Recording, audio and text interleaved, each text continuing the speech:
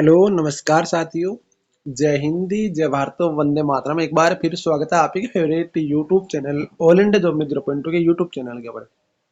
साथियों, जैसा कि आप सबको पता है, डीजीएफएमएससी भर्ती के आपके पेपर चल रहे हैं। डीजीएफएमएससी भर्ती के आपके पेपर चल रहे हैं, तो आप सबको पता है पेपर आज आप टेस्ट शिफ्ट का आपका हो चुका है। एवरेजन आप मान सकते हो आपकी यहाँ पर टोटली 7 शिफ्ट कंप्लीट हो चुकी है।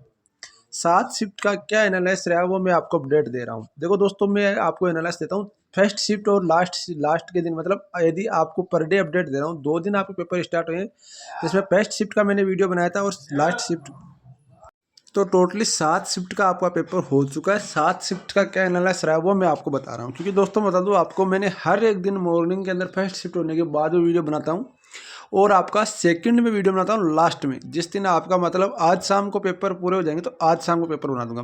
कल आपको एक फुल एनालाइज करके कल मॉर्निंग का होएगा, फिर शाम को वीडियो आएगा जिसके अंदर सारी की सारी आपकी जो है ना, सभी की सभी आपको चीज़ें बताई जाएंगी। कौन से पेपर में हार्ड था, कौन से पेपर का लेवल कठिन था, वो सारी इन्फॉर्मेशन कल शाम को आपको बता दी जाएगी, क्योंकि कल शाम को पेपर लास्ट है।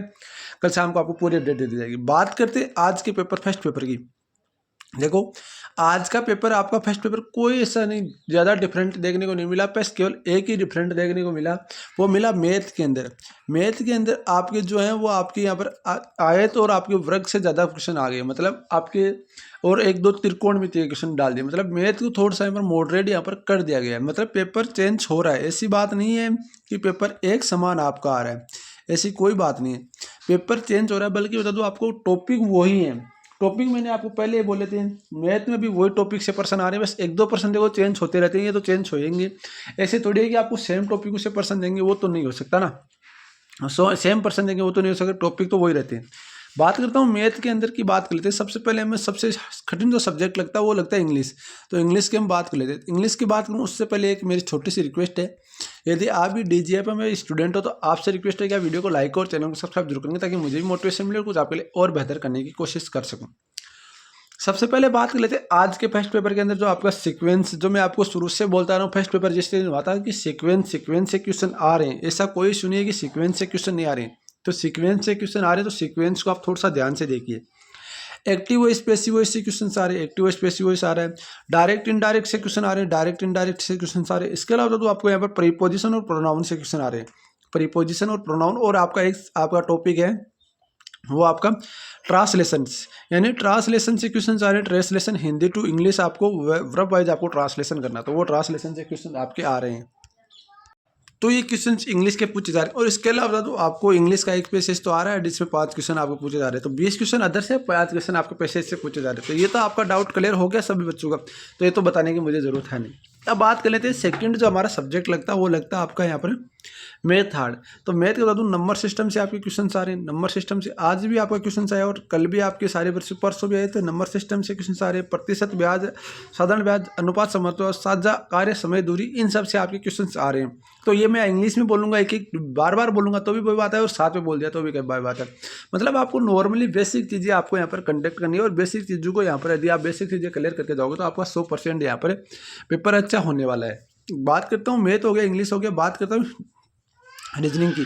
तो रीजनिंग में बता दो आपको, बात करता हूँ रीजनिंग की। तो रीजनिंग में आपके लेंथ की क्वेश्चन आ रही है। रीजनिंग में थोड़े से बड़े क्वेश्चन आपको देखने को मिले, थोड़े से बड़े क्वेश्चन आपको देखने को मिले आपके रीजनिंग के अंदर। बल्कि रीजनिंग भी आपका नॉर्मली आ रहा है, बच्चे क्वेश्चन कर रहे हैं, ये भी आप ध्यान रखना। दिशा प्रशिक्षण हो गया, इसके अलावा आपका बैठक व्यवस्था होगी, इसके अलावा आपका यहाँ पर जो मेरे दोस्त है आपको जो, इसके अलावा देख सकते हो आप यहाँ पर जो पाइथो कोर्स पर में से आपको दिशा प्रशिक्षण याद करना है, ये भी आप ध्यान रखना। ये भी आप स्पेशली बताना चाहता हूँ, ये भी आपको बता दूँ, बहुत सारे कैंडिडेट को ये डाउट हो जाएगा। पाइथो कोर्स पर में क्या था, आधार स्क्वायर, कर्ण स्क्वायर बराबर लंब स्क्वायर प्लस आधार स्क्वायर, इस तरीके से आपका होता है। तो वो पाइथो कोर्स पर में से आपको सूत्र से आपको याद करना है। सूत्र से करो चाहे कैसे भी करो, आपके ऊपर डिपेंड है, वो मैं नहीं बोलता, पर मैं बता रहा हूँ आपको, ठीक है। ये तो हो गया रीजनिंग का। रीजनिंग में आपको नॉर्मल चीजें आ रही है। रीजनिंग में आप आराम से 25 में से 22-23 करके आ जाओगे, 24 भी करके आ रहे हैं, 25 भी करके आ रहे हैं बच्चे। बस केवल आपने यदि थोड़ी बहुत भी तैयारी पहले कर रखी है तो किसी इधर के, ये नहीं बोल रहा डीजीएफ में स्पेशल। बात कर रहा हूँ जीके की। जीके आपका राष्ट्रपति, उपराष्ट्रपति, प्रधानमंत्री और आपका यहाँ पर राज्यपाल। इसके अलावा आज आपके संसद से क्वेश्चन पूछा गया, तो संसद से भी आपको क्वेश्चन याद रखना है। इसके अलावा तो आपको एक राज्य का आपकी राजधानी हर एक शिफ्ट में आ रही है, तो राज्य की राजधानी आपको याद करनी है। इसके अलावा आपको एक राज्य का राज्यपाल आपको याद करना है, एक राज्य का राज्यपाल आपको यहाँ पर पूछा जा रहा है। इसके अलावा एक क्वेश्चन आपका केंद्र शासित प्रदेश से भी आपको पूछा गया था। और बता दूं इसके अलावा एक क्वेश्चन आपको यहाँ पर ये भी पूछा गया था, सेना से संबंधित आपको क्वेश्चन पूछा गया था। सेना प्रमुख, थल सेना प्रमुख, नौसेना प्रमुख, कुछ भी पूछ सकते हैं। बीएसएफ प्रमुख, बीएसएफ का आईजी कौन है, ये सब कुछ आपको कुछ भी पूछ सकते हैं, वो आपके ऊपर उनके ऊपर डिपेंड है। तो इस तरीके से आपको यहाँ पर क्वेश्चन आ रहे हैं। जीके का नॉर्मली मैटर रहता है, ये ध्यान रखना। बात करता हूँ यहाँ पर कितने परसेंट उपस्थिति आज के पेपर में रही, तो आज सबसे कम उपस्थिति रही 40%। सबसे कम आज उपस्थिति देखने को मिली 40% आपको उपस्थिति देखने को मिली।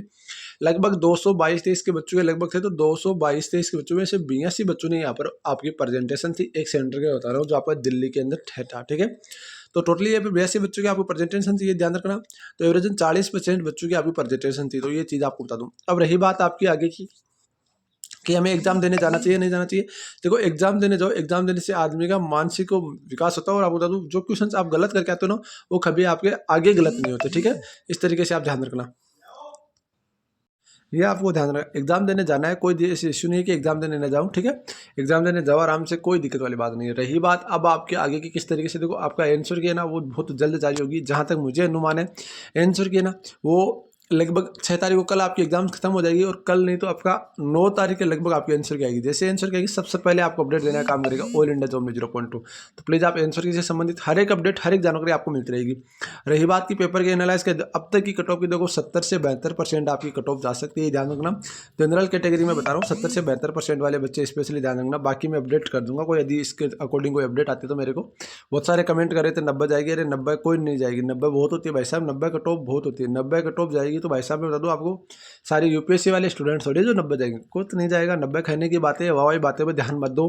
आज तक का रिकॉर्ड रहा है, यदि बड़ी भर्ती आती है तो कट ऑफ कम जाती है, यदि कम भर्ती आती है तो एवरेजन आपकी 70 से 72 आपकी कट ऑफ जाती है, ठीक है। तो ये 70 से 72 ही कट ऑफ अब की बार जाएगी इस सिविल भर्तियों में, तो क्योंकि इसमें इंग्लिश रहता है और इंग्लिश बच्चों को मरवा देता है, ठीक है। ये आप ध्यान रखना। बाकी मैं आपको अपडेट कर दूंगा, कोई टेंशन करने की जरूरत नहीं। हर एक जानकारी में आपका भाई आपके साथ रहने वाला है। आपको बता दूं, मैंने बता दिया, सारी इन्फॉर्मेशन बता दी। बाकी यदि कोई रह गया तो आप कमेंट बॉक्स में कमेंट कर देना, ताकि आपको हर एक अपडेट मिल जाए। मिलते हैं नेक्स्ट में एक नई जानकारी के साथ, तब तक जय हिंद, जय भारत, वंदे मातरम। वीडियो को लाइक और चैनल को सब्सक्राइब जरूर करना मेरे भाई।